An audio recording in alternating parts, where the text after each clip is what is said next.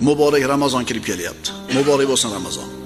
Biz ustimizga birodarlar, xayriyat, barakat, mag'firat hamda do'zaxdan ozod bo'lishlik oyi, Ramazon oyi kelyapti.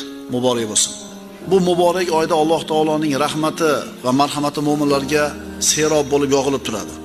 Kim mana shu oyning xayriyatidan mahrum bo'lgan bo'lsa, haqiqatan mahrum odam ekan.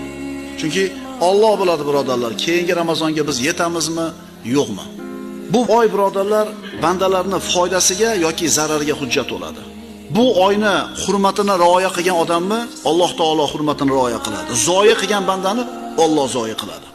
Birodarlar, roza bu ixlos ibodati. Nimaga desiz? Namozingizga riyo aralashib qolishi mumkin. Rozaga riyo aralashmaydi. Qanaqa qilib? Issiq, charchadingiz, uyga kirdingiz, hali denida muzdek suv turibdi.